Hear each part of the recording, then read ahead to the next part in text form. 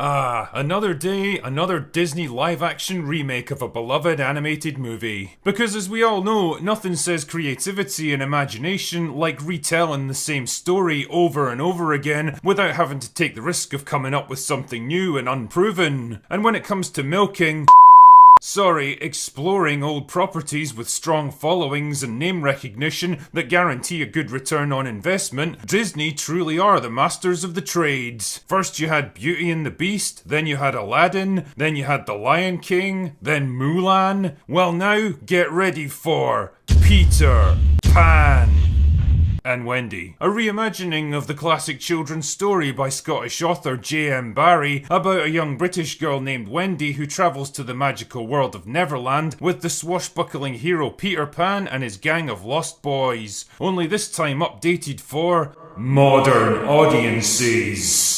And it's about time too. Sure, the original story might be widely regarded as a literary classic that reshaped the landscape of children's storytelling, sensitively dealing with complex ideas like the inevitability of aging and the loss of childish innocence, the power of imagination and belief, and the importance of ultimately moving on and growing up. But it's also deeply problematic, enforcing damaging stereotypes and outdated ideas that we just can't allow to exist these days. They must be removed at any cost. And if the recent trailer that got released is anything to go by, I'm confident that today's fine scriptwriters have done a fantastic job of fixing these problems. Like The Lost Boys, for example, which by their nature were sexist and exclusionary. Yeah, the origins of the Lost Boys in the novel were actually a subtle compliment to female intelligence and sensibility, since in the words of Peter Pan himself, the Lost Boys were babies who fell out of their prams, while girls were far too clever to let something like that happen to them. And all of this was tied into the overarching theme of Wendy, a girl, being a mature and steadying influence on the group, ultimately bringing them to the realization that they couldn't remain as children forever and that it was time for them to go home and live full and complete lives at last. But of course, that kind of subtle exploration of the different perspectives and outlooks of boys and girls, particularly in a story with a female protagonist, is dangerous and damaging because we need to be constantly reminded that girls can punch and fight and do adventure stuff too. And what's so great about the trailer is that it manages to work this change into the plot in a subtle, elegant and organic way, rather than just trying to shove it in your face with some clumsy piece of cheesy dialogue.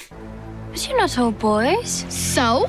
Nailed it. But what about Peter Pan himself? Let's take a look at this classic roguish, mercurial adventurer for the modern age. Peter Pan? Were you expecting someone else? Or how about Tinkerbell, the fairy who helps and guides Wendy, but also has an unrequited crush on Peter. Now, you might remember her from the 1950s animated movie, or the 1990s movie Hook, or the 2003 movie. Well, let's see how she's looking in 2023. Ah, just like I remember. It really silences those critics who claim that modern Disney remakes are just lazy race and gender swaps of established characters in a vain attempt to pander to minorities, often disrespecting the cultural heritage of the source material. Take that, haters! Personally, I expect the objects of Tinkerbell's affections will turn out to be Wendy this time around, but maybe I'm just crazy. Actually, talking about Wendy, you might remember from the original literature and the animated movie that Wendy becomes a kind of maternal figure to Peter and the Lost Boys, helping to maintain their home and teach them manners and discipline that they lacked before, and that even though she got captured and had to be rescued by Peter, she represented something far more powerful even than him. The ability to leave behind the childish ignorance of Neverland and grow up, to make a real life for herself and become something more than she was. And that this ability is ultimately what helps the rest of the Lost Boys to leave Neverland behind and return to the real world with her. But that's not the kind of subtle thinking that we encourage in modern writing. Instead, we need to show Wendy as an ass-kicking, sword-fighting girl boss who can take on two of Captain Hook's pirates at the same time and fight almost as well as Peter himself. Because, as we all know, girls get it done. Honestly, I think this movie looks like a fantastic addition to the Disney Plus lineup, really honouring the legacy of one of their most iconic films from the classic era of animation, and if the stellar trailer reception is anything to go by, audiences are gonna absolutely love it. And I can't wait to see it happen. Anyway, that's all I've got for today. Go away now.